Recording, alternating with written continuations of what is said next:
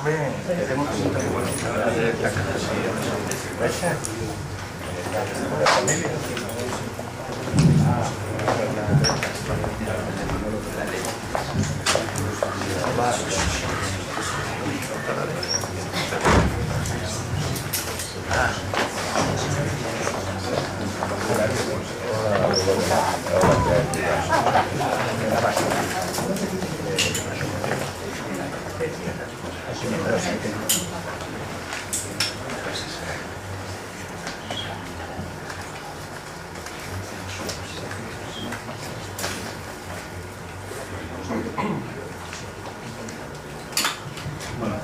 buenas tardes a todos. Vamos a empezar con la charla de hoy. Hoy tenemos con nosotros a Gabriel Castilla Cañamero. Lo primero, darle las gracias por aceptar la invitación y venir a darnos esta charla. Y os voy a contar un poco su currículum, pero lo primero que me ha dicho que le gusta decir, y que no estaba aquí expuesto, es que es profesor de instituto. Sí, de bachillerato. Profesor de bachillerato. Es licenciado en Geología y máster en Educación por la Universidad Complutense. Premio a la Innovación Docente de la Universidad Carlos III y Premio Teresa Pinillos de Divulgación Científica y Humanística. Es autor de 100 artículos y 3 libros: Crónicas del Sistema Solar, El rumor de los planetas y el último, Planetas. Y desde el 2011 escribió una sección Cuadernos de Alejandría para la revista Astronomía, que comentábamos también que he recibido el último ejemplar y anuncia que lo deja de momento. De momento. Hasta Bueno, la crisis. Nos va a hablar sobre geodiversidad en el sistema solar. Muchas gracias y continuamos. Gracias a vosotros. La razón por la que quería señalar que soy profesor de bachillerato es porque voy a hablar de un tema que tiene que ver con la geología, pero también tiene una importante carga filosófica. Y para poder filosofar uno tiene que poder asegurarse el sustento. Creo que el hecho de poder ser independiente en este campo de pensamiento me da ciertas libertades y a veces quizá me paso más de la rosca, y hoy os voy a ofrecer algunas de estas reflexiones que quizá nos dé pie a algún debate. Intentaré ser breve para que podamos debatir después de la charla. ¿Podemos apagar las luces, por favor?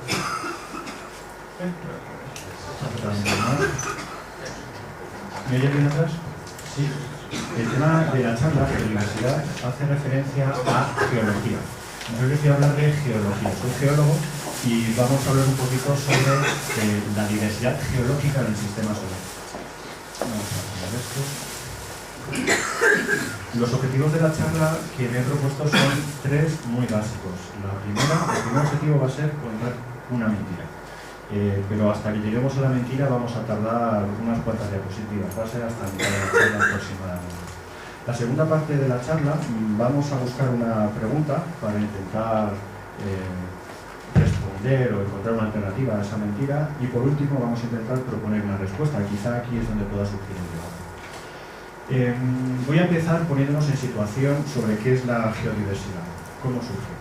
En este gráfico lo confeccioné en el año 2007 para una conferencia que di en nuestro Marcos. Entonces está planteado desde el año 57, que comienza la carrera espacial, hasta el año 2007, los primeros 50 años de exploración. Entonces lo que representaba en esta gráfica era el número de misiones a lo largo de 50 años. Como se puede ver, al principio de la carrera espacial el número de misiones hay una explosión de número de misiones, pero casi todas estaban centradas en la Luna, donde recibimos durante varias décadas una gran cantidad de información sobre este satélite, algunas misiones a Marte, a Venus. En los años 80, a principios de los 80, hay una crisis económica, hay un parón en la exploración que se reactiva con la misión al cometa Halley. Estamos en el año 86. Y a partir de ahí el número de misiones se diversifica y también mejoran las condiciones técnicas, es decir, tenemos menos misiones pero obtenemos más datos y de mayor calidad. ¿Esto cómo se traduce en la literatura científica? En la literatura científica tiene un reflejo muy interesante pero también cabía esperar, que es un crecimiento del número de publicaciones científicas exponenciales. Es decir, en la década de los 60 y de los 70, el número de artículos de las revistas con arbitraje internacional, por ejemplo, en torno a la Luna, apenas llegaba a los 1000 artículos, unos 800 para Marte. Sin embargo, en la década de los 80, con las imágenes de las misiones Viking, superamos los 1000 artículos. Sin embargo, en apenas 7 años, el número de artículos sobre Marte, en 7 años, supera los 8000. Esto también queda reflejado si analizamos el número de fotografías que tenemos de Marte, de imágenes tomadas por misiones que están en órbita. Por ejemplo, cuando yo entré en la carrera, en la Facultad de Geología, y trabajábamos con imágenes de Marte allá por el año 94, disponíamos de una colección de 20.000 imágenes Viking.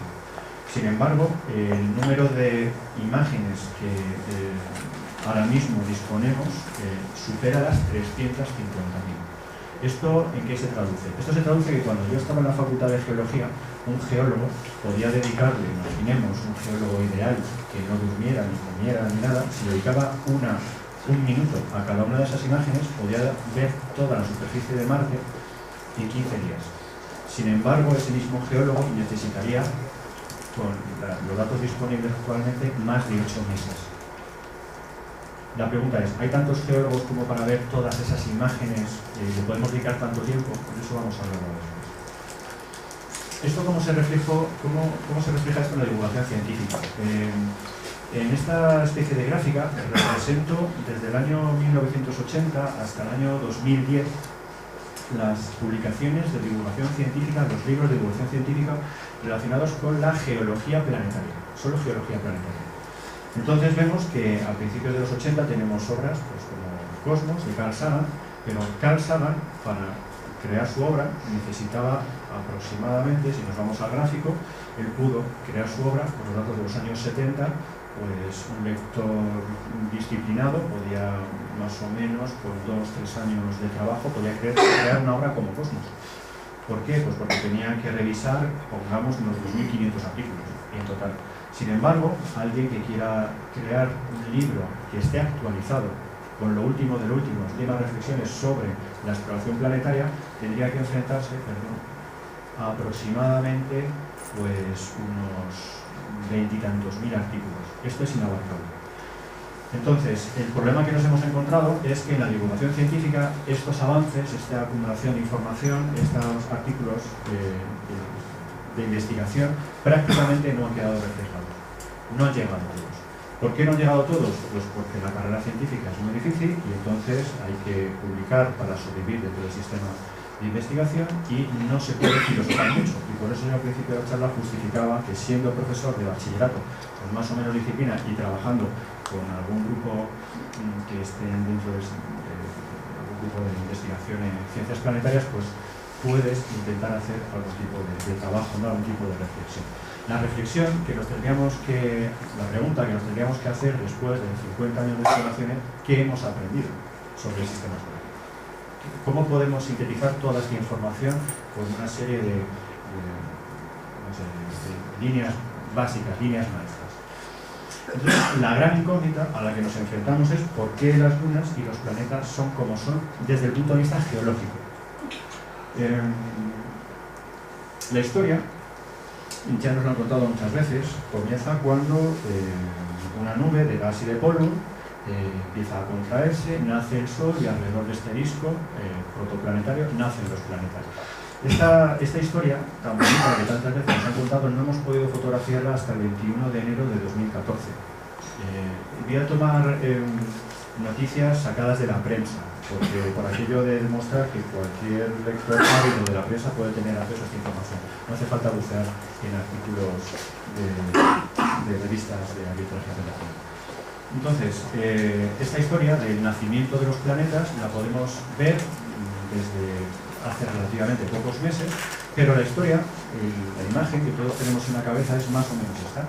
Un disco, ¿no?, de gas, de polvo, de rocalla, que es barrido por cuerpos de mayor tamaño, que van a nacer los planetas, y al nacer esta nube de gas, polvo y rocalla, estos cuerpos van aumentando su tamaño.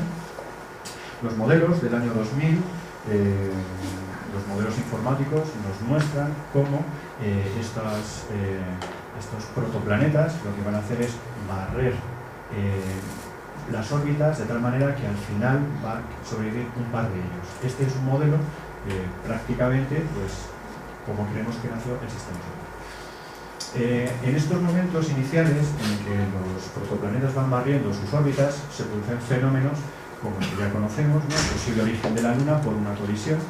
Más o menos este modelo se propuso en el año 84-88 por William Hartmann, y la idea es muy sencilla. Cuando dos cuerpos grandes comparten una órbita más o menos inestable, terminan por chocar, y la colisión de estos objetos generan una gran cantidad de escombros, y a partir de esos escombros se pueden formar satélites, como por ejemplo la Luna. El resultado de estas colisiones y de estos momentos de tanta energía o de impactos en el origen del sistema solar puede ser, por ejemplo, como una evidencia de este proceso, podría ser, por ejemplo, que los ejes de rotación de los planetas son bastante dispares. El eje de rotación de la Tierra está inclinado 23 grados, 25 para Marte, y Venus tiene una rotación retrógrada, y además sabemos que el eje de rotación de la Tierra no es estable, sino que de vez en cuando se va volcando y que depende mucho, por ejemplo, de la existencia de la Luna. También sabemos que Marte ha experimentado estos bamboleos, ¿no? Estos cambios en su eje de rotación, y posiblemente sean debido a este episodio, ¿no? de grandes impactos. ¿Cómo se vería esta situación?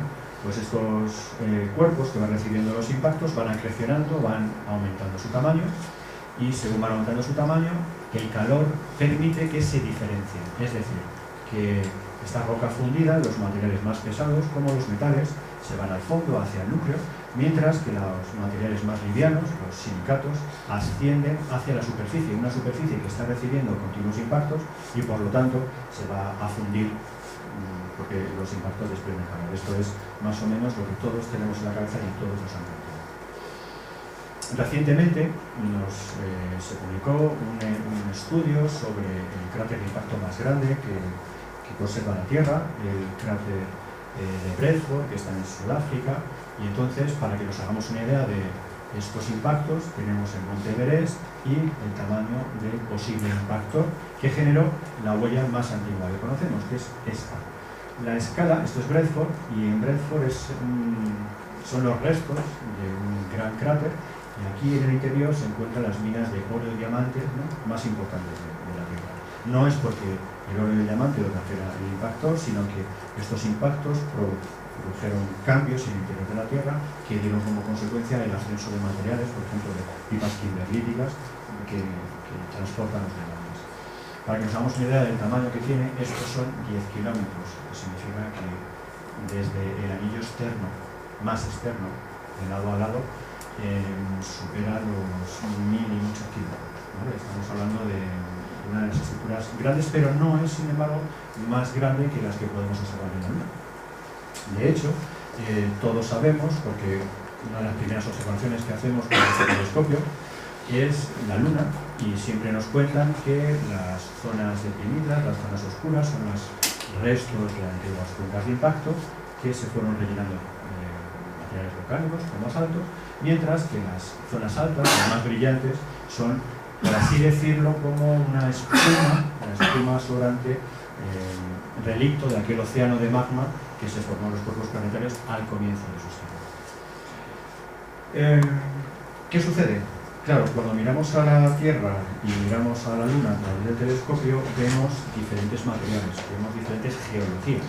La geología que encontramos en la Luna que podemos observar son los cráteres, que es una corteza primordial, la corteza más antigua, el aspecto que tendría la Tierra hace 4.500 millones de años. Cuando miramos los océanos de la Luna, estaríamos viendo las cuencas de impacto, que sería básicamente corteza secundaria, que sería bastante parecido a nuestros fondos oceánicos. Ojo, no en cuanto a la composición y estructura, pero sí podríamos considerar estructuras análogas. Y en la Tierra hay algo que es diferente, que es lo que se llama la corteza terciaria, que no carece de impactos, carece de grandes llanuras volcánicas, lo que tenemos es relieve. En este caso, el ejemplo más llamativo es el principal relieve del planeta, ¿no?, que es el Himalaya. Tenemos la India y el Himalaya. Este es cambio de relieve tan importante. Esto es debido normalmente a movimientos en horizontal, tectónicamente. Todo esto es lo que nos han ido contando, y la gran pregunta que nos podemos hacer es, vale, ¿cómo se modifica esta corteza primordial? Puesto que si yo voy a hablar de geodiversidad, es decir, de variedad de geologías, estoy buscando una respuesta a varias geologías que no tengan que ver con los cráteres de impacto ni con las llanuras de lava ni de basalto, ¿no?, como el fondo oceánico. ¿Cómo se genera, cómo se modifican estas zonas caracterizadas? Las formas de modificar los mecanismos para modificar estas zonas caracterizadas básicamente son dos son los requerimientos básicos para que esto se produzca. Por un lado, necesitamos energía del interior del cuerpo planetario. Necesitamos energía, por ejemplo, que se vea reflejado en forma de vulcanismo, erupciones volcánicas que emitan magmas que cubran, ¿no?, las llanuras llenas de cráteres. Tiempo para que estos procesos tengan lugar, procesos geológicos. Y esto es algo interesante porque necesitamos que haya una atmósfera. Normalmente se suele decir que la Luna tiene el aspecto que tiene porque carece de una atmósfera que haya borrado, que permita que haya procesos geológicos que borren estos cráteres de impacto, por la erosión, por ejemplo, pero también se suele decir que es un cuerpo muerto puesto que no tiene energía suficiente como para que el vulcanismo modifique la superficie. Y la energía y los procesos geológicos, si a ello le sumamos tiempo, lo que tenemos son unos paisajes planetarios. Las fuentes de energía, que modifican la superficie de los planetas son básicamente seis. Por un lado, la energía interna de los planetas. La energía interna, se suele decir que la energía interior de la Tierra es de origen radiactivo, cuando en realidad la mayor parte de los minerales radiactivos se encuentran en la corteza. ¿Eso qué significa? Que la energía del interior de la Tierra tiene un origen primordial, es la energía liberada durante estos impactos, que conforme se fue superponiendo una mayor cantidad de roca, esa energía que quedó allí almacenada, no podía salir, y eso permite que el interior de la Tierra tenga unos 5.000 grados, es energía primordial. La segunda es la descomposición radiactiva. La tercera fuerza que puede modificar las superficies es la gravedad. También tenemos esta fuerza en la Luna, por ejemplo, el deslizamiento de los cráteres de impacto, que puede producir avalanchas de roca. La radiación solar es otra de las fuentes de energía interesantes, que si tenemos una atmósfera generan dunas, ríos, costas, glaciares, por supuesto las colisiones que se siguen produciendo, y por último una fuente de energía muy interesante, que luego hablaremos de ella, que es la fricción mareal. Con todo ello, lo que vamos teniendo son paisajes en los que vamos a encontrar fracturas, pliegues, volcanes. ¿Esto cómo podríamos sintetizar esta información? Pues mi amiga Nieves Martínez, que falleció en 2010, ella era catedrática de paleontología, compañera del departamento de mi amigo Patricio Domínguez, decía que cuando contemplamos un paisaje sucede lo mismo que cuando miramos a las estrellas. Estamos viajando hacia atrás en el tiempo. ¿Por qué? Porque el paisaje es el resultado de la acción de los procesos geológicos a lo largo del tiempo, es decir, la energía más los procesos junto con el tiempo. Cuando yo veo un paisaje me estoy remontando hacia atrás. ¿Esto tiene importancia? Sí tiene importancia. Por lo siguiente, ahora nos olvidamos un momento de esto que nos han contado y ahora nos ponemos en ¿para qué sirve esto? A principios de año, en la revista Investigación y Ciencia, un geólogo, Pedro Castiñeras, publicó un artículo donde decía, esto fue el 13 de febrero de este año, algunos conceptos básicos de geología marciana. Él denunciaba que esto que he contado, que parece tan evidente, cuando luego nos vamos a algunas revistas especializadas, no está tan claro. Y ponía un ejemplo sobre Marte, que es este ejemplo, esta imagen está ampliada. Este es el ejemplo que él ponía y además era un tema bastante controvertido.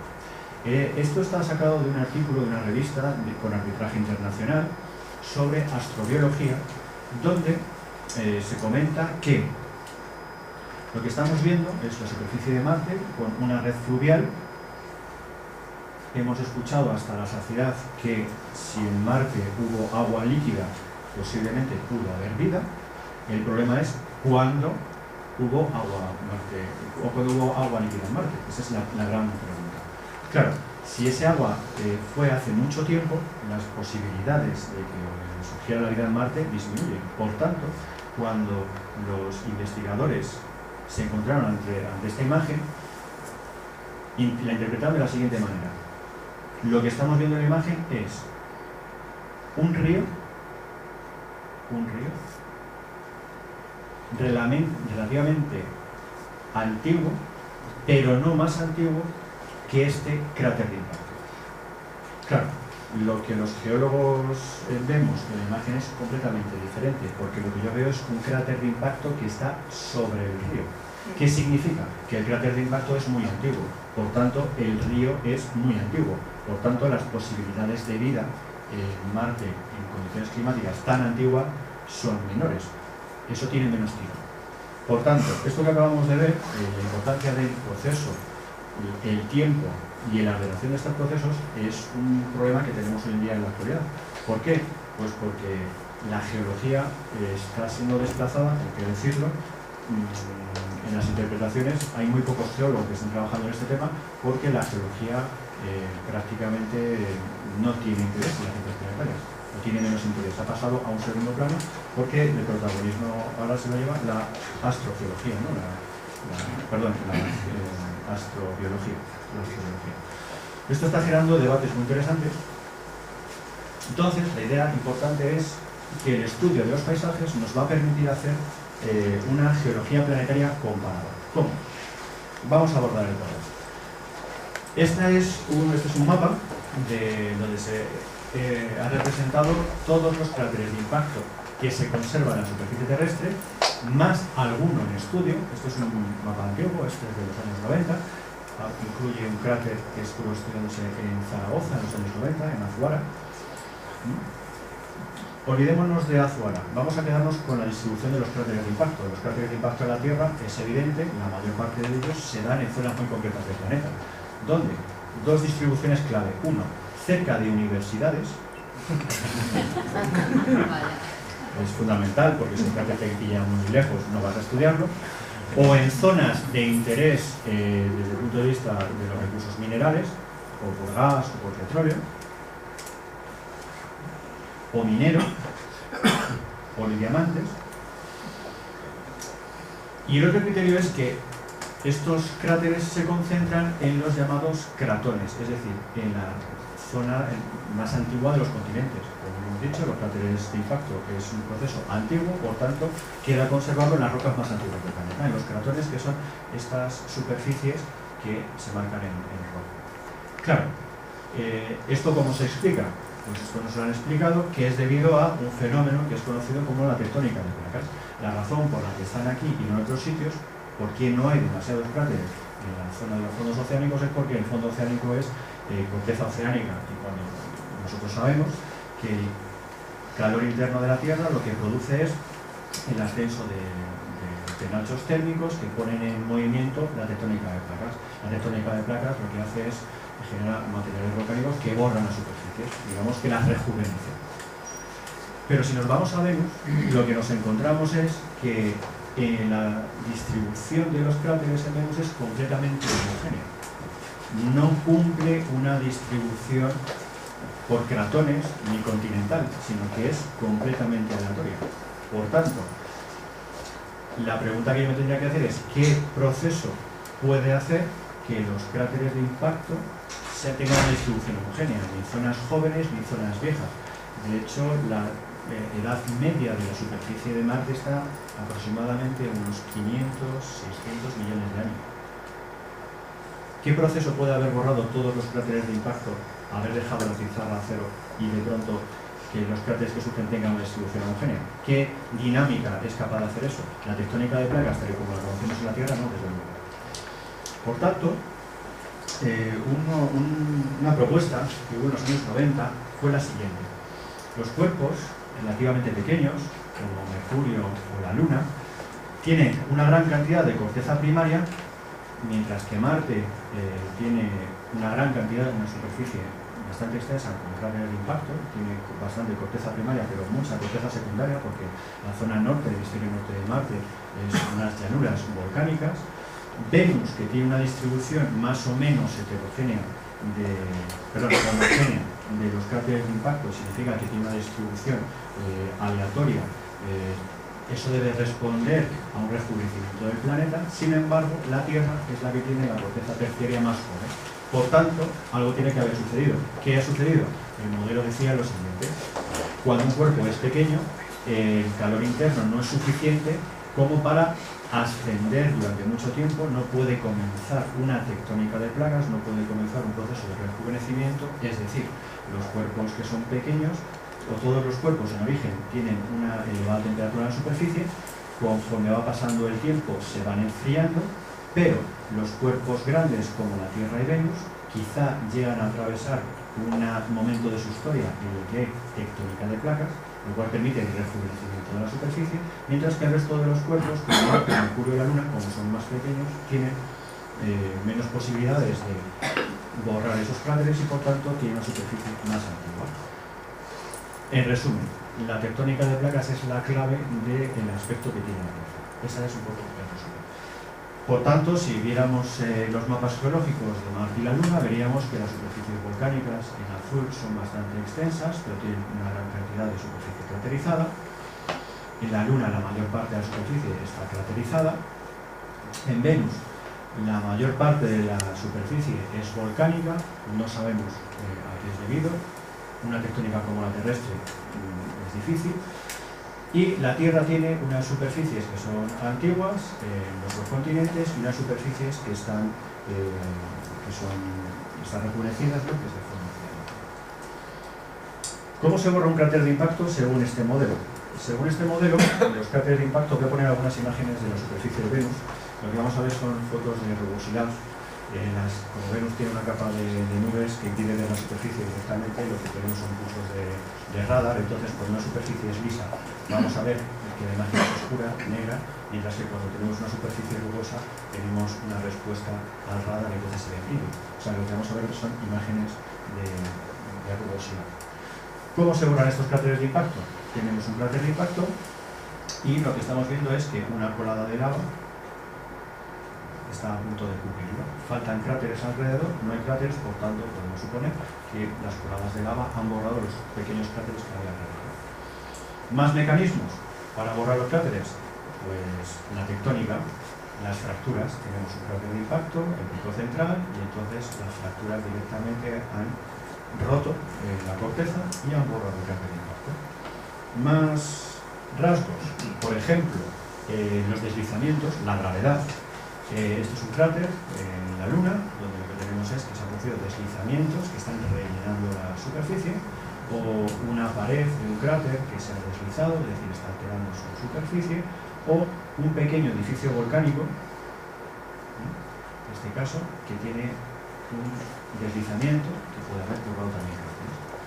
Otros mecanismos, por ejemplo, si tenemos una atmósfera que permita que haya procesos geológicos debido a la energía solar. Por ejemplo, esto es una tormenta de arena en la Tierra, una tormenta de arena en Marte, y el resultado del movimiento de las partículas en la superficie es que se forman campos de dunas que son capaces de cubrir, de llenar los agujeros de los cráteres. Directamente los cráteres actúan como cuencas que se van rellenando de arena hasta que se borran. Por tanto, yo diría que esta superficie es relativamente joven respecto a una superficie que está craterizada. Otro mecanismo para borrar los cráteres de impacto para rejuvenecer un planeta sería, por ejemplo, con la acción del agua. Este es el lago Akraman, esto está en Australia, 30 kilómetros de diámetro, y lo que tenemos es lo que se llama una cuenca endorreica. Es un lago donde se van depositando sedimentos por evaporación, y encontramos estructuras análogas en Marte. Tenemos un cráter de impacto y esta estructura en forma de tarta creemos que es debido a depósitos de materiales evaporíticos que poco a poco van cubriendo el interior, van rellenando el interior del cráter de impacto. Lo mismo sucede con el agua. Volvemos a Marte. Aquí tenemos el río Negro en la Tierra, donde con diferentes estructuras meandriformes, donde los sedimentos están cubriendo la superficie, y si nos vamos a Ares Vallis en Marte, nos encontramos exactamente lo mismo. Los cráteres están siendo borrados por acción fluvial. Por tanto, parece que los procesos geológicos van asociados a la energía interna, a la gravedad, a la tectónica, a la atmósfera, por ejemplo, a los glaciares. Esto es un glaciar en la Antártida, es un glaciar que se llama glaciar de roca, realmente no es nieve, que se está moviendo hielo, sino que es hielo en el permafrost, y tenemos estructuras parecidas a esos depósitos en algunas zonas montañosas de Marte, que también están borrando. Tenemos algunos cráteres, pero los cráteres son pequeños, faltan los cráteres grandes. Por tanto, esos cráteres están siendo cubiertos por depósitos de glaciares. Esto nos da lugar a la geodiversidad vista desde el punto de vista geocéntrico. Es decir, yo puedo tener una serie de formas, de rasgos geológicos, en base a si el origen es por impactos, cráteres de impactos, vulcanismo, puede ser coladas volcánica, lagos de lava, tubos de lava, por la tectónica, fracturas y pliegues, la acción del agua, el viento y el hielo generan estos glaciares, generan ríos, generan lagos, los relieves residuales que también se llaman por erosión de la acción de los ríos, movimientos gravitacionales que borran los cráteres de impacto. Vale. Y hasta aquí la introducción de la geología terrestre. Ya hemos llegado hasta aquí. Vale, me estoy perdiendo. ¿Podría ir usted al grano? Vamos a resumir todo esto, que es más o menos lo que sabemos, es la geología de bachillerato, más o menos. Pues allá vamos. Vamos a resumir toda esta información. Los años finales de los 50, cuando planificamos las primeras misiones espaciales, marcamos como objetivo ir a la Luna, porque pensamos que en la Luna nos vamos a encontrar las páginas del libro de la historia de la Tierra que faltan. Es decir, los terrenos antiguos, esa parte de la geología que ha desaparecido. Es una idea muy antigua, estamos hablando de que es una idea ya del siglo XIX. Nos marcamos como objetivo ir a la Luna. Pocos años después llegamos a Marte y empezamos a hacer los primeros estudios de geología comparada. ¿Y qué es lo que nos vamos encontrando? Nos vamos encontrando con que los cuerpos pequeños tienen muchos cráteres y que los cuerpos grandes, como la Tierra, tienen pocos cráteres. Por tanto, es evidente que el tamaño es la clave en la evolución geológica, y aquí no hay ninguna duda. Directamente decidimos que el radio del cuerpo planetario es la clave de su geodiversidad, siendo nosotros el ombligo.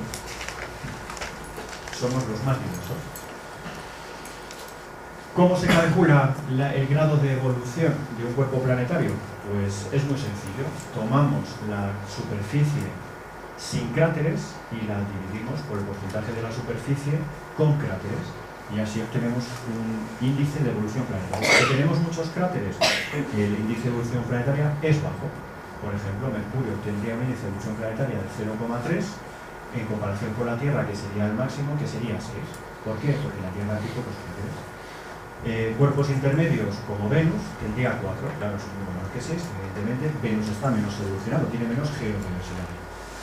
Y Marte, que es un cuerpo que está allí entre Mercurio y la Luna y la Tierra, pues 0,5, y nos quedamos tan bajo.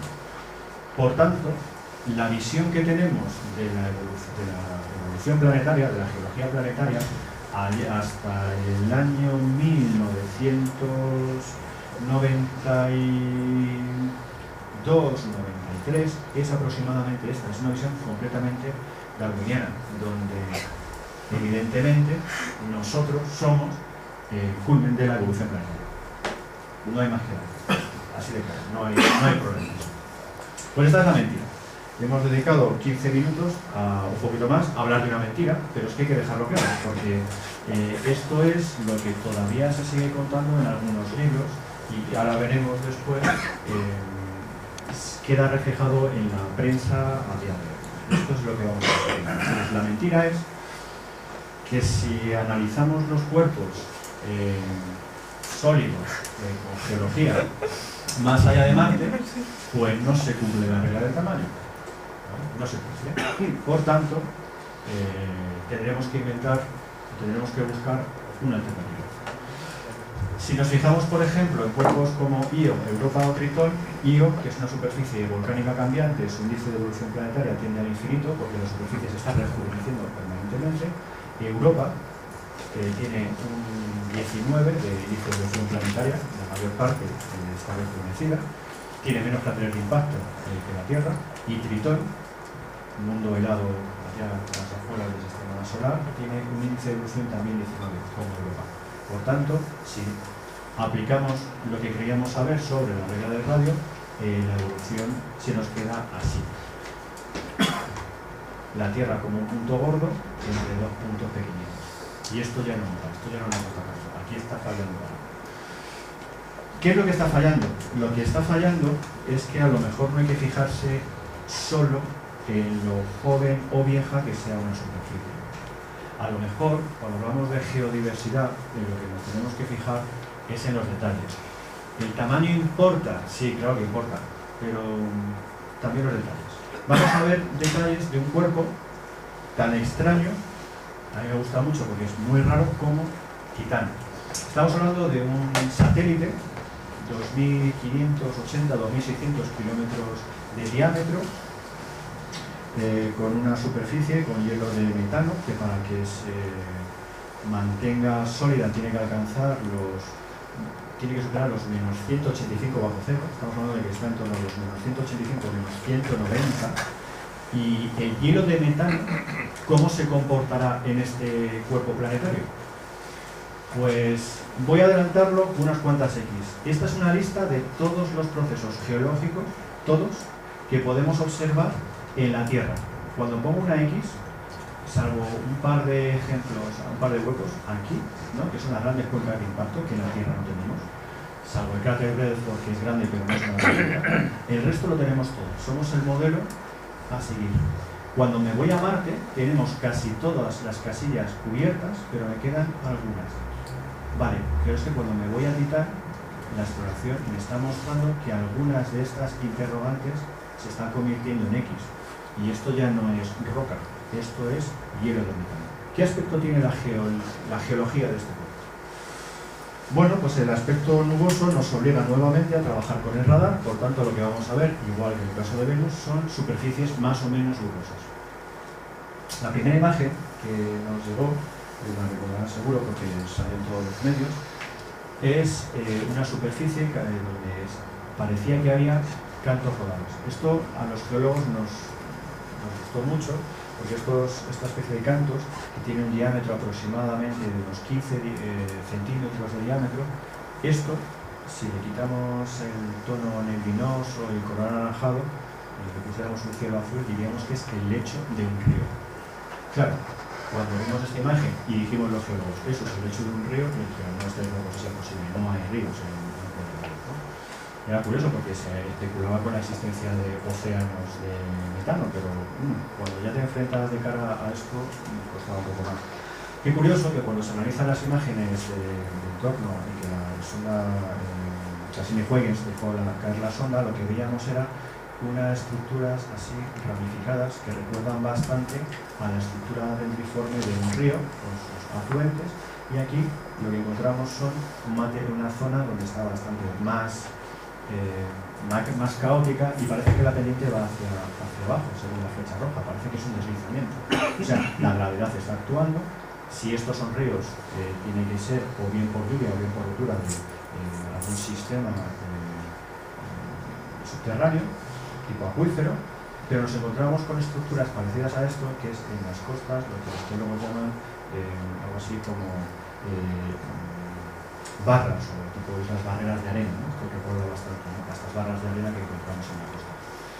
Conforme fue avanzando la misión y tuvimos acceso a mejores imágenes, lo que nos encontramos fue ríos bastante largos, con aspecto meandriforme, que terminaban en grandes llanuras, y no solamente ríos así alargados con meandriformes con algún afluente, sino que encontramos superficies que en la Tierra recuerdan muchísimo a zonas donde ha llovido.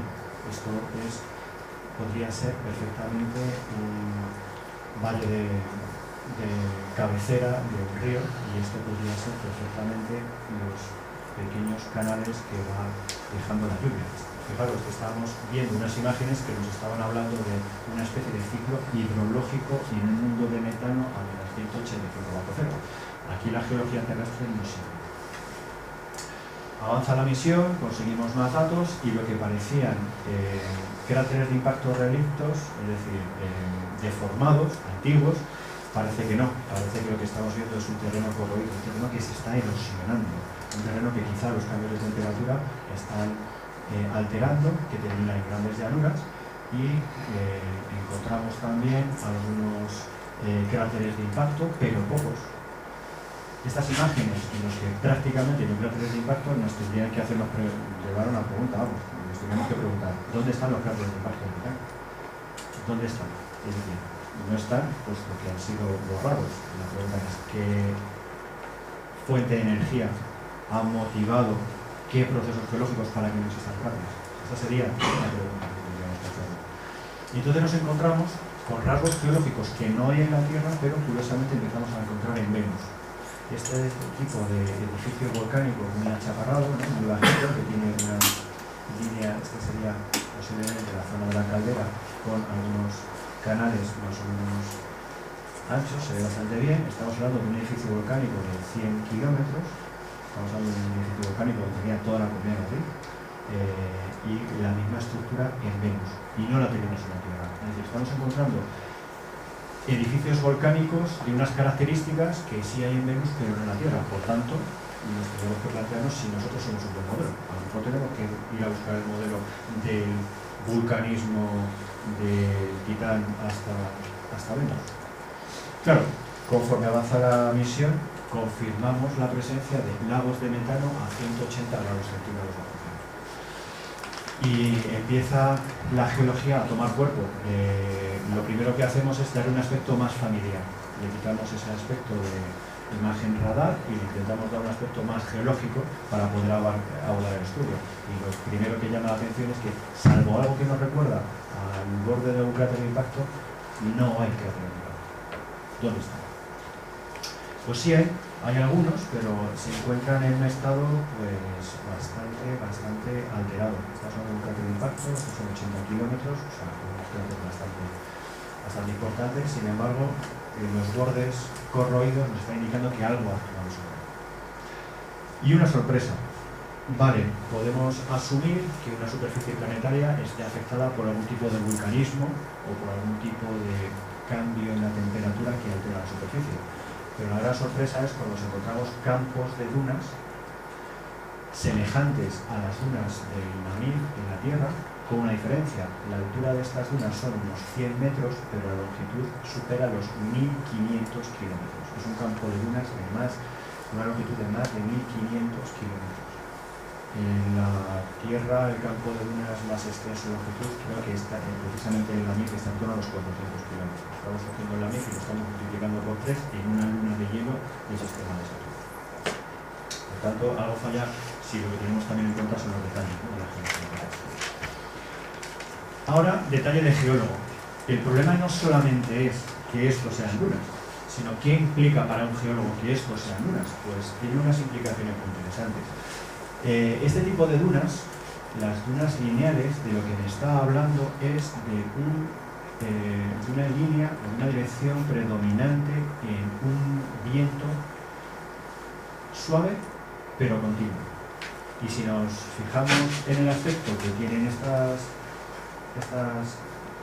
cordones de dunas, que son bastante longitudinales, por cierto, están en las zonas ecuatoriales, lo que me está indicando es que hay brisas permanentes en el ecuador del Titán. Lo que me está indicando es que esos vientos tienen que responder a una meteorología. ¿Qué más me está indicando? Pues además de la forma, me está indicando también una duda que me asalta a mí como geólogo. Y es que cuando yo voy a estudiar una duna, o voy a estudiar cualquier depósito sedimentario, el que deja un río, una playa, un glaciar, yo puedo tomar una muestra de los materiales que lo conforman, normalmente granito, lo puedo estudiar, lo puedo mirar con una lupa y veo que los ríos, que tienen bastante energía pero que van a alterar las rocas y los minerales a base de golpes, generan depósitos muy angulosos. mientras que los glaciares, ríos y glaciares dejan muy angulosos, el más anguloso posiblemente sea el glaciar, por el tipo de rotura que experimenta. Los depósitos costeros ya tienen un aspecto más redondeado, pero los materiales de las dunas en la Tierra son muy redondeados. Significa que se han formado después de un proceso muy prolongado en el tiempo de golpeteo entre estos clastos, entre estas rocas. Claro, en la Tierra las dunas están formadas por arena de cuarzo en su mayor parte, de diámetro inferior al milímetro y con este aspecto. Pero, ¿y en Titán? ¿Qué aspecto puede tener arena de hielo de metano? ¿Eso cómo se genera? Pues no tenemos ni idea. Tal cual. Es muy difícil de saber. Es decir, cuando nos quedamos en la superficie e interpretamos la imagen, veo la fuente de energía, pero como geólogo me intento acercar al detalle, el detalle no cuadra. O sea, esto directamente no lo puedo extrapolar a otro satélite o a otro cuerpo planetario, y menos cantidad. Y entonces aquí viene el segundo punto que es el de la charla, que es la gran pregunta. Si la masa no es la clave de la geodiversidad, ¿cuál puede ser? ¿Cuál puede ser la clave, ¿no?, de esta geodiversidad? Y aquí viene una posible respuesta. La posible respuesta se le ocurrió a alguien que no era geólogo. Esto es un drama, ¿no?, de los geólogos. Las grandes revoluciones la ha hecho gente que no era geólogos. Lo han hecho meteorólogos, la han hecho este señor que era biólogo, especialista en evolución, pero los geólogos no hemos hecho nuestras grandes revoluciones. Steve Gould era un especialista en evolución y se le ocurrió una idea muy interesante. Dijo, vamos a ver, puesto que la geología es una ciencia histórica donde el tiempo tiene mucha importancia, sí, los procesos, la energía, pero el tiempo tiene un peso muy importante, la evolución temporal. ¿Por qué no comparamos la evolución de los cuerpos planetarios con la evolución de los organismos? ¿Por qué no comparamos a los cuerpos planetarios con las personas? Y en un artículo muy interesante titulado Planetas como personas propone la siguiente respuesta.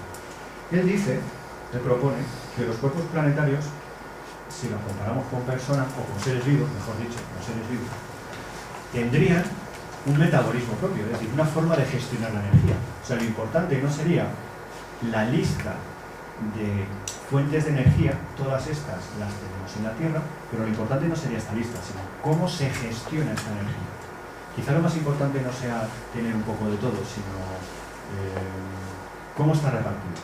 Me voy a explicar. Vamos a ver. Para que se produzca vulcanismo en una superficie planetaria, podemos enfocarlo desde dos puntos de vista. Una roca, esta, que quiera fundir, puedo hacer dos cosas con ella. O bien la suministro temperatura, la caliento y entonces la roca se funde, o bien la descomprimo de forma brusca y en ese caso, al disminuir la presión de forma brusca, también se funde. Pues a lo mejor no tenemos que pensar en un planeta grande como la Tierra, donde la clave es que tenemos en el interior el núcleo de 5.000 grados, sino que podemos estar pensando en grandes procesos de descompresión planetaria que generaría la fusión de la superficie. Claro, si volvemos a nuestro gráfico de antes, podríamos ver, y esto lo pongo porque esto es del año 2010, en el año 2010, cuando hablamos del proceso de enfriamiento, la Tierra, por ser un cuerpo grande, mayor que Venus, se habría enfriado más lentamente que cuerpos como Ceres. Por tanto, cuerpos como Ceres no deberían tener ningún proceso geológico en su superficie asociado al calor. Bien, pues ahora después nos quedamos con esta historia, Ceres, no lo vamos a ver. Sí. ¿Cómo se gestiona entonces la energía? Me quedo con Ceres, hay la de Ceres ahí, ahora vuelvo a ella. ¿Cómo se gestiona la energía? La mejor forma de explicarlo yo creo que es esta imagen. Esta es una fotografía que hice en el Museo de Ciencias Naturales de Pekín, donde me llamó la atención porque esta es la visión que tenían en ese momento en China sobre la evolución. Nosotros tenemos la evolución como un proceso más o menos pausado, lento, sin embargo en China lo veían como una carrera, movimiento, o sea, un desplazamiento y además con agitación, casi que era una especie de lucha contra los elementos, contra la naturaleza. Esto es interesante porque estamos hablando de o bien un proceso lento y pausado con un permanente enfriamiento lento pero continuo, o podríamos estar hablando de un metabolismo donde un cuerpo se enfría rápidamente, que sería un metabolismo acelerado. Si nos fijamos en lo que está sucediendo en los satélites de hielo y nos fijamos en un fenómeno interesante que todos conocemos por Júpiter, las resonancias orbitales, las mareas, sabemos que Io es un cuerpo volcánicamente muy activo porque está en resonancia con Europa y con Ganímedes, según el número de órbitas que genera por cada vuelta que da Io.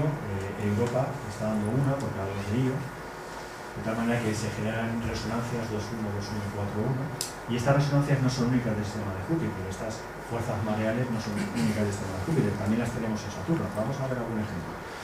La superficie de Io es una superficie que está sometida a una única fuerza, muy activa, muy energética, un metabolismo muy acelerado, que lo tiene sometido a una fricción permanente. Por tanto, esa deformación permanente por mareas de su superficie lo que está generando es un cuerpo muy activo. Estaremos hablando de un metabolismo seguro muy acelerado.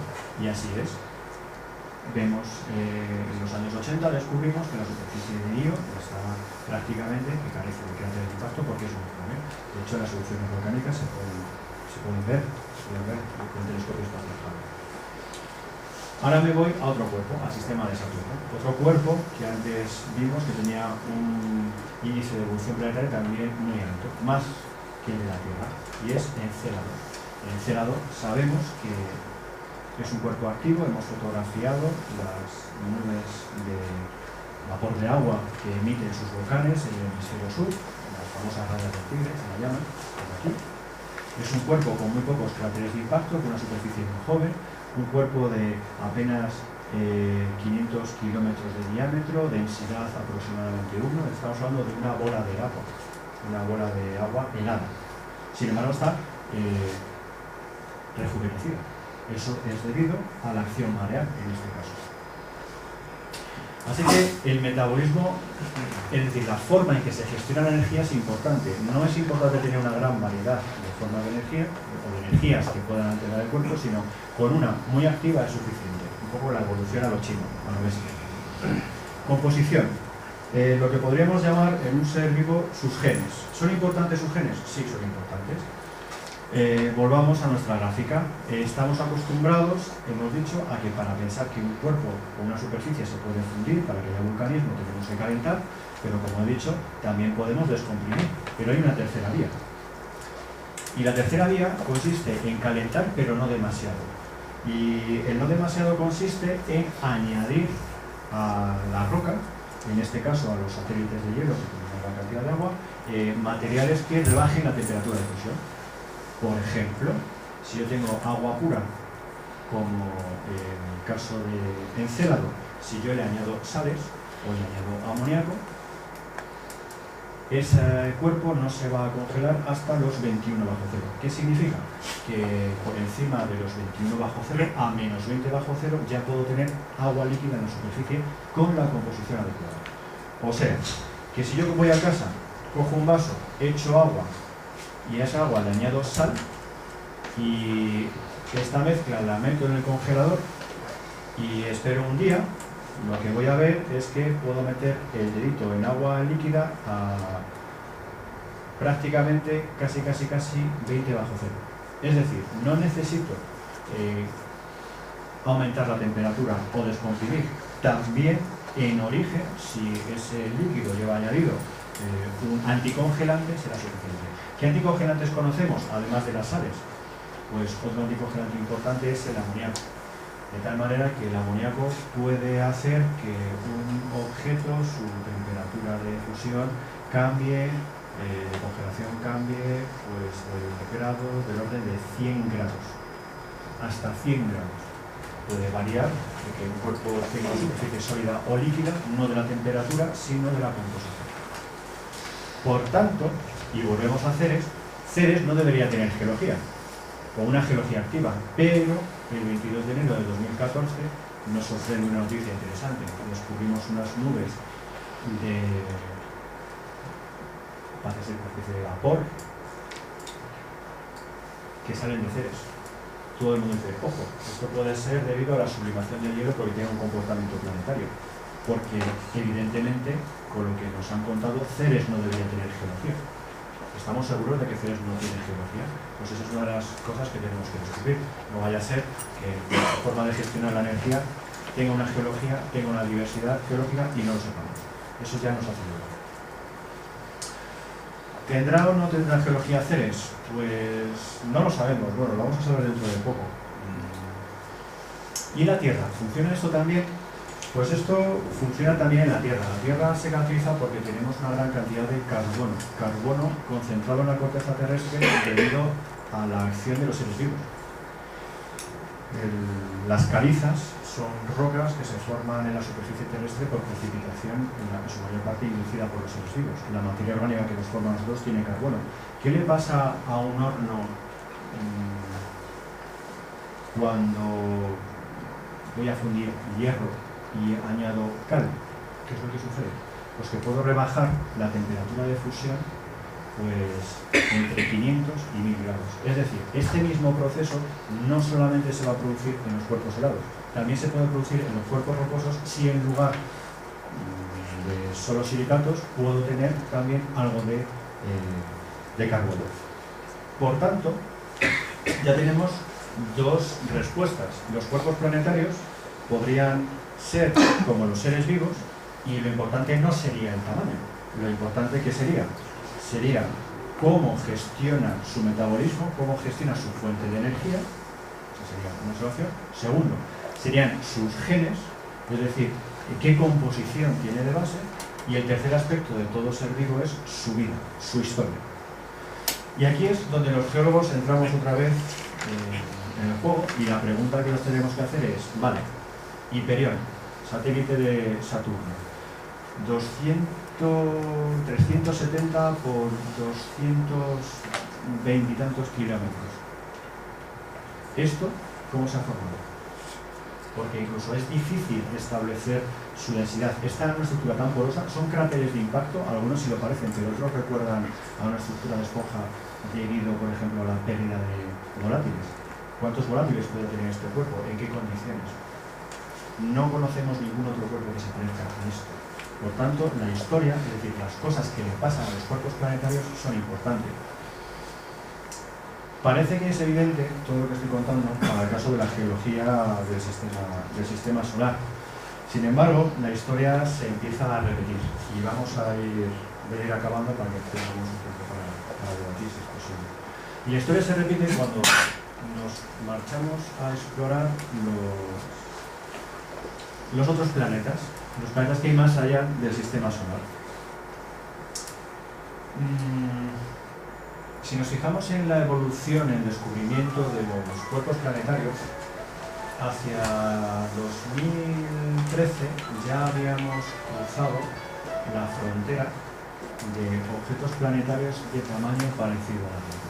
Esa frontera se cruza definitivamente en el año 2011, 20 de diciembre de 2011, cuando ya nos indican que hemos hallado dos planetas extrasolares del tamaño de la Tierra, que están en torno a la estrella Kepler 20 y son los más pequeños encontrados hasta ahora. Esta noticia me llamó la atención por unas declaraciones que hizo un investigador planetario, Jackie Sauer. Decía, los datos de Kepler, la misión que había descubierto estos planetas, nos muestran que algunos sistemas con una disposición de planetas muy diferentes de la de nuestro sistema solar,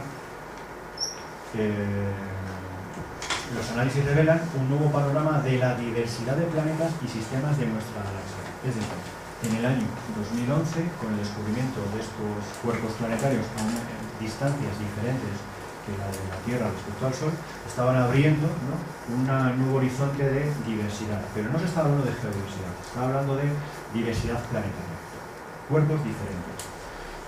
Sin embargo, y aquí es lo interesante, a la nota de prensa le acompañaba esta fotografía y estas reconstrucciones sobre esos posibles planetas. Habían utilizado en la idea del tamaño para imaginarnos que como Kepler 20 está más cerca de su estrella, sí, pero además es más pequeño, le damos un aspecto un poco más parecido a Mercurio y le pintamos una superficie rugosa donde nos podemos a decir si hay unos cráteres de impacto, pero Kepler 20 F, que es mayor que de la Tierra, evidentemente debe tener una mayor cantidad de volátiles, posiblemente de agua, y entonces vamos a pintar una especie de Tierra a lo grande. Ya empezamos con los prejuicios. El 17 de abril de este año encontramos un nuevo planeta extrasolar de tamaño parecido a la Tierra. Esto sale en muchos medios de comunicación. Y la novedad es que está en la llamada zona de habitabilidad de su estrella. Y aquí lo que llama la atención es lo siguiente. Descubrimos un planeta, Kepler 186F. Los investigadores han logrado determinar el tamaño, 1,1 radioterrestres, pero aún no conocen su masa, por lo que no pueden calcular su densidad. Una vez que conoces la densidad media de un planeta, puedes decir si es rocoso o no. Esto lo dice el líder de la misión. Y ¿cómo anuncia el descubrimiento? Pues nos dibujan una Tierra, 1,1 radioterrestres, y simplemente con el tamaño ya llegamos a lanzar, ya están vendiéndonos las tierras. Volvemos otra vez al problema del tamaño, y a pesar de que se encuentra una distancia considerable, pero sin embargo tenemos nubes, tenemos agua, tenemos continentes, tenemos una tierra. Sorprende. 2012 se anuncia el descubrimiento o una estimación de que en la Vía Láctea podríamos tener hasta 10.000 millones de estrellas con planetas. Y esto dispara nuevamente el concepto de diversidad, de tal manera que el panorama que se acompaña en este caso son decenas de soles con sus sistemas planetarios a diversas órbitas, sistemas planetarios en los que nos estamos imaginando su geología. ¿Cómo podríamos clasificar la geología o la composición de estos decenas de miles de millones de cuerpos planetarios? La respuesta la dio un geofísico, David Stevenson, en el año 2004, propuso este gráfico donde podríamos clasificar cualquier planeta conocido. Básicamente utilizaríamos dos ejes, prácticamente la composición, bien roca-hielo, o gas-hielo, roca-gas, pero hay un eje interesante que es el tamaño de la masa. Según el tamaño del cuerpo, donde la Tierra, por ejemplo, lo he puesto aquí, señalado con rojo, la Tierra es un cuerpo rocoso, con el tamaño estándar, tomándonos nosotros como modelo, y según esta clasificación podríamos tener un montón de cuerpos intermedios, pequeños ganímedes o mundos parecidos a la Tierra rocosos, pero con superficies heladas y demás. ¿Dónde está el problema de esta clasificación? Que esta clasificación no es suficiente, porque solamente tenemos posibilidad de estimar en base a la densidad la composición, pero no sabemos absolutamente nada más de su geología. Y tenemos que recordar lo que vimos al principio. La historia es importante, y en función de la historia que haya tenido el cuerpo al comienzo, en sus orígenes, podemos tener cuerpos o ejes de rotación inclinados. ¿Esto es importante? Sí, es importante, porque si estos planetas los estuviera estudiando un geólogo de hace 500 millones de años, este es el aspecto que mostraba la Tierra durante la llamada glaciación barangeriense. Este es el aspecto que tenía la Tierra hace 700 millones de años. ¿Cómo clasificaríamos esta Tierra, una Tierra congelada, un albedo próximo a 1, con todos los procesos geológicos paralizados, libres de cráteres de impacto, donde se produce una gran extinción masiva, donde prácticamente desaparece la Tierra? ¿Sería un buen modelo como Tierra, la Tierra de hace 700 millones de años? Evidentemente no. Por tanto, lo importante no solamente es saber el tamaño, la densidad, la composición, sino también la historia y el momento histórico en el que nos encontramos. Y ese es el gran problema de la geodiversidad. Y el problema de la geodiversidad es que no podemos predecir una historia. Eso de momento no somos capaces de hacerlo. No sabemos cómo hacerlo. Por tanto, la diversidad planetaria, al hablar de cuerpos planetarios, deberíamos visionarlo más o menos no como una cadena de evolución como la que hemos visto antes del la Tierra como fin de nada, sino como múltiples posibilidades, al cual más interesante, al cual más diversa, al cual más original, porque lo que no podemos hacer sobre un cuerpo planetario es predecir su futuro, por tanto no podemos predecir su geología, por tanto la geología de los cuerpos planetarios que vamos a explorar en el futuro se nos va a quedar un poco coja, lo que nos lleva a una pregunta muy interesante. ¿Qué paso tenemos que dar para empezar a intentar predecir esta geología? Es decir, ¿qué es lo que tenemos que buscar? Ya tenemos los planetas, los hemos localizado, sabemos que existen, sabemos que están ahí. Ahora, ¿qué es lo que yo quiero observar? Pues tendremos que empezar a buscar nuevas herramientas. Por ejemplo, podemos buscar composiciones atmosféricas, anomalías o desequilibrios en las atmósferas, para ver si hay o no desequilibrios de metano, por ejemplo, que pueden ir asociados al vulcanismo activo, etc. Pero eso todavía está por definir, no lo sabemos. Así que de momento ahí es donde se mantiene la frontera y es a lo que nos lleva, ¿no? Que de momento no podemos definir la geología de un cuerpo, pero bueno, el debate se pone interesante. Así que muchas gracias por tu tiempo.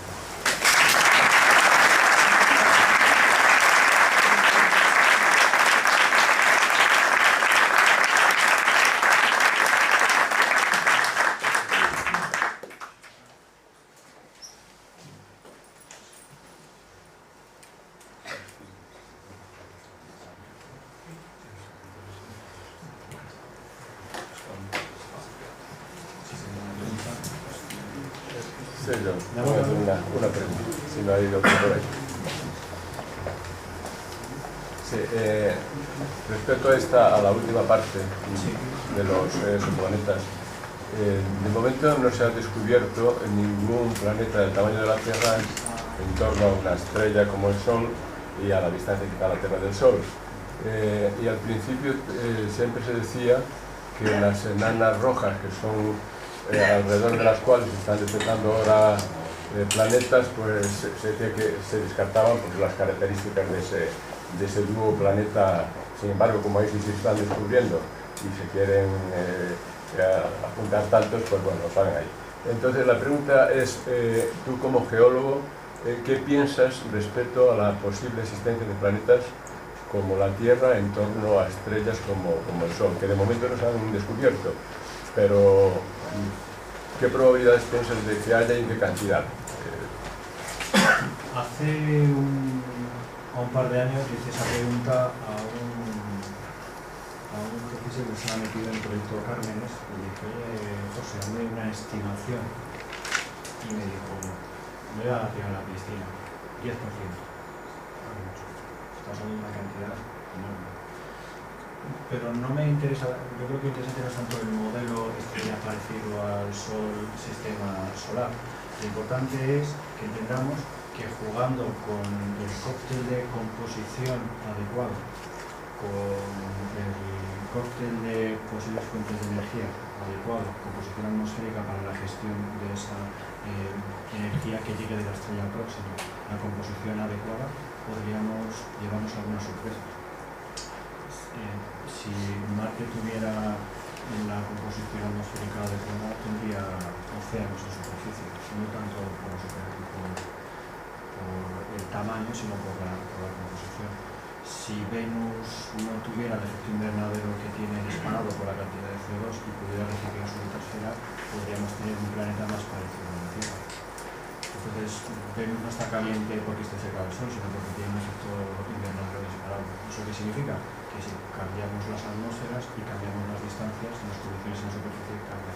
Y es independiente o no demasiado dependiente del tamaño. Por tanto, está bien suponer o intentar estimar cuántos sistemas planetarios parecidos al nuestro podemos tener.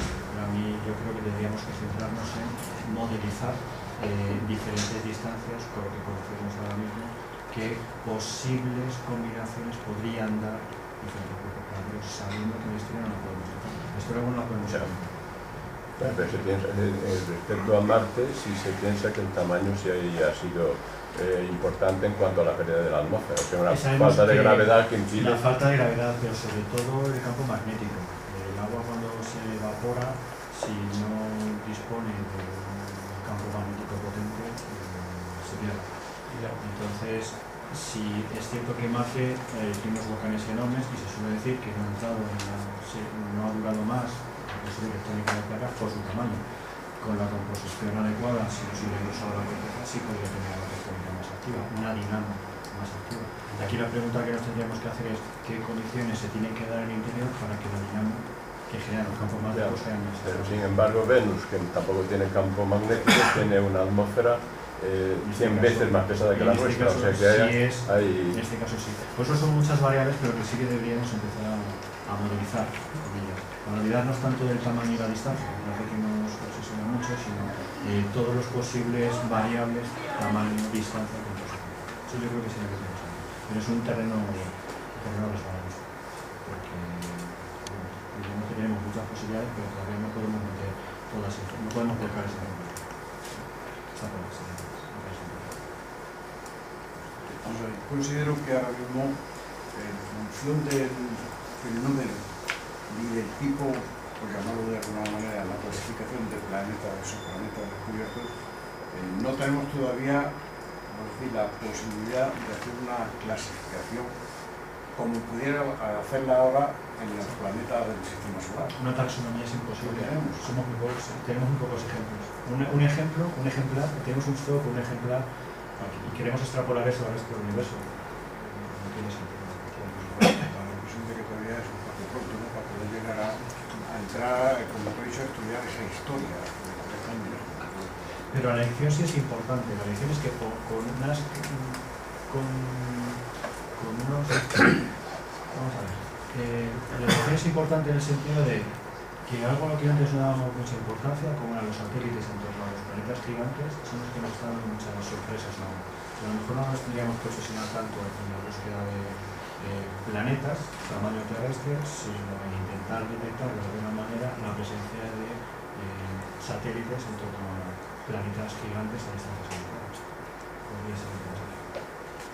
Van a entender que, vamos a decir, la forma de distribución de lo que es el sistema solar es aplicable al resto de los sistemas planetarios. La información que tenemos ahora mismo y transversal, ¿no?, porque depende de los instrumentos que tenemos de medición. Por eso decía que sería interesante que si generáramos una especie de repertorio de lo posible, que ya nos dedicaremos, según vayamos descubriendo, a ir eliminando posibilidades o dejándolo en los huecos de, bueno, quizá aquí podría haber, pero son muy pocos. Pero la elección sí es importante, la diversidad que hemos encontrado, y esa diversidad no ha llegado, o sea, no ha salido del entorno de la geología, no ha llegado, y la prueba la tenemos en que seguimos anclados en la regla de radio, que es la que se sigue publicitando con los modelos que se están haciendo en los exoplanetas. Seguimos anclados en ese modelo. ¿Qué es lo que ha fallado? Posiblemente ha fallado la comunicación entre geólogos astrofísicos, o que los equipos no son interdisciplinares, o que hay pocos geólogos europeos haciendo ese trabajo.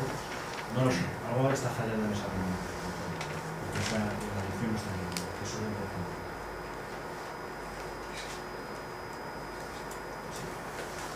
Por lo que veo, por los estudios que se están haciendo, la diversidad se va a quedar corta, es decir, lo que estamos buscando es exclusivamente planetas tipo Tierra con Tierra andando, y todo lo que tiramos arriba es para ver eso, el resto se va a perder para...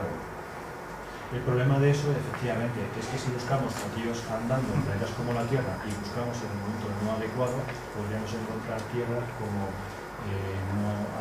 era la Tierra hace unos pocos millones de años, unos planetas súper interesantes, donde estaba surgiendo la vida, donde están produciendo un montón de procesos interesantísimos, y millones de años después iban a dar como resultado una explosión de vida, y eso no lo estaríamos perdiendo. Si nos quedamos solamente con la composición y con el tamaño y con la proximidad, estamos perdiendo todas esas posibilidades. Eso sería un error.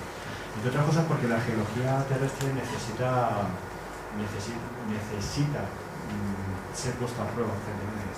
La geología terrestre, la geología moderna, la geología nace con el año geofísico internacional. O sea, la geología moderna está en pañales.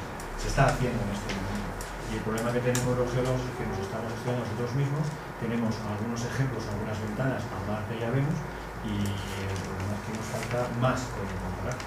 Claro, podemos detectar esos planetas, pero no disponemos de las herramientas suficientes como para entender qué geología puede haber ahí.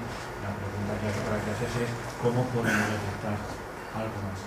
Yo creo que ahí podría ser interesante si pudiéramos llegar a conocer al menos atmósferas y poder estudiar variaciones en las composiciones de las estrellas. Es una manera de respuesta.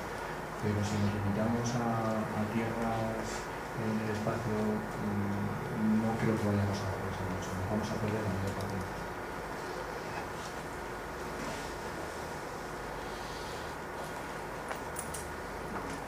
Te voy a hacer una pregunta referente a Marte. Sí. Has hablado antes de que quizá por el efecto de calor la tectónica de placas de Marte se detuvo antes de tiempo, o bueno, antes de tiempo comparada con la Tierra. Entonces, ¿quiere esto decir que consideras que los volcanes de la zona de Tarsis se han producido por el fenómeno parecido al de las Islas Canarias, por la tectónica de placas? Hay varios modelos.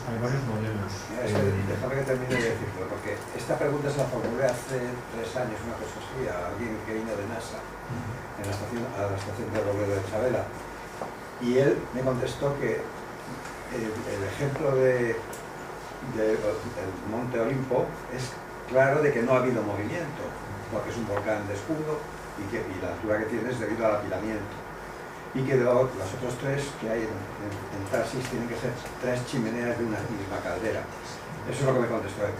Entonces, como tú has dicho a lo de la tectónica, te pregunto, es por lo que te hago la pregunta. Sí, efectivamente, la mayor anomalía graviométrica del sistema solar está en el Monte Olimpo. Significa que aquello se ha movido y además es enorme.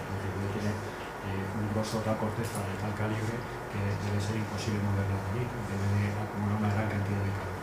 Cuando hablamos de tectónica de placas primitiva en Marte, estamos hablando del origen de la fisura o de la zona de fractura donde se puede producir. Hay un modelo de tectónica de placas para Marte que propuso en el año 1997, si no recuerdo mal, un geofísico llamado Norman Sleep, donde decía que los volcanes del domo de Tarsis podrían ser debidos a un frente de una zona de subducción muy primitiva, donde debió de frenarse por el apilamiento y lo que produjo fue un hiperdesarrollo de esos edificios volcánicos.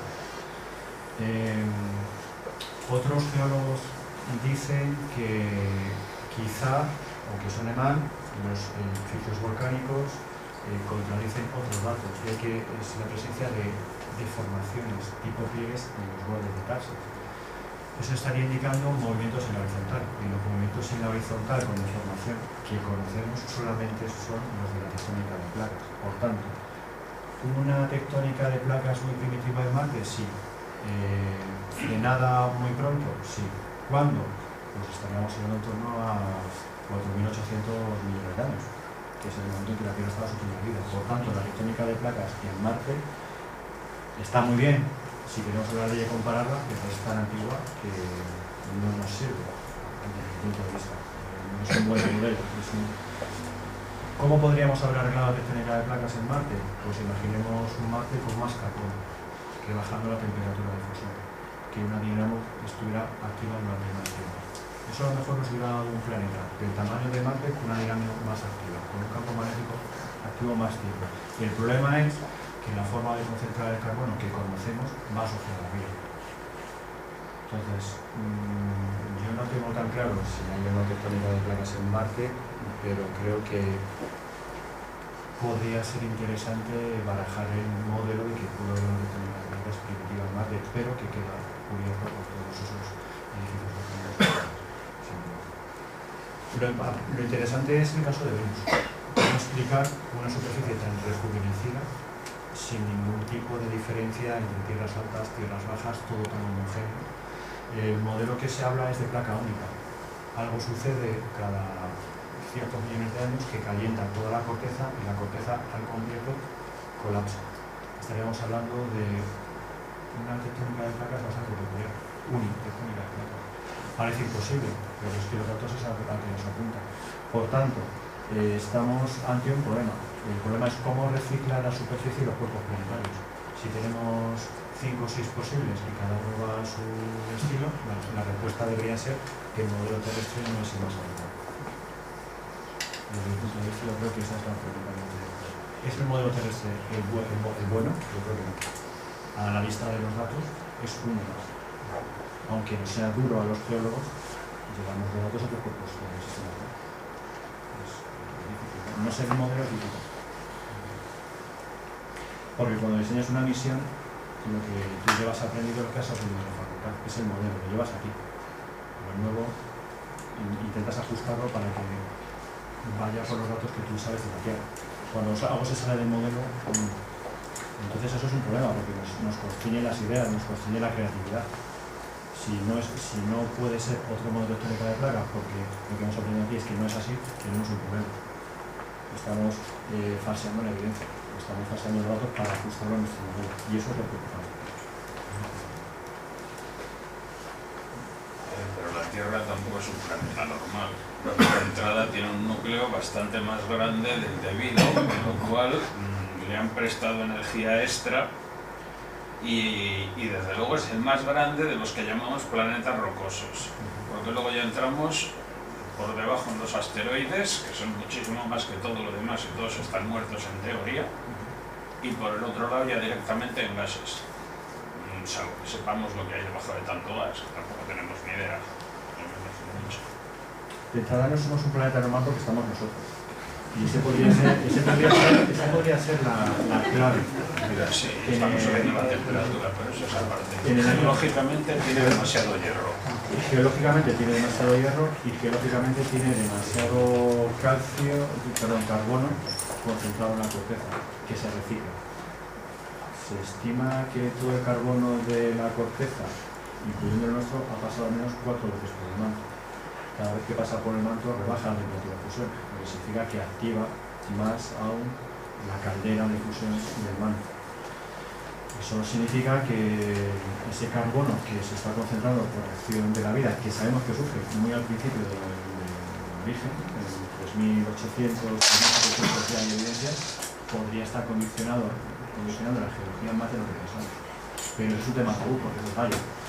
Yo le hice esta pregunta a Lynn Margulis en el año 97 y le digo, es muy interesante, pero a ver cómo explicas, ¿no?, que el único planeta con un reciclaje de netos activo sea el único planeta que tiene vida. Si vamos a construir tanto el modelo, es difícil, pero somos el planeta muy raro, estamos nosotros. Y hace mucho tiempo. Y su marido no le había dicho nada, ¿verdad? Y Carl Sagan, creo que eso lo dijo en su momento.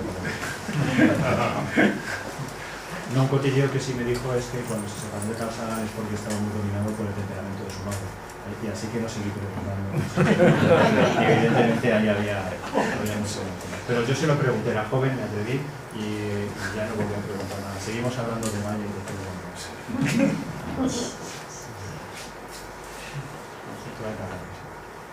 Lo que pasa es que eso es un problema, porque volvemos otra vez a los milagros y el misterio. Si somos tan raros, somos únicos. Y ese es el problema. Ese es uno de los debates que hay ahora mismo abiertos en Tierra Rara. Sí, pero estadísticamente si hay millones de planetas acabará viendo más raros que nosotros así.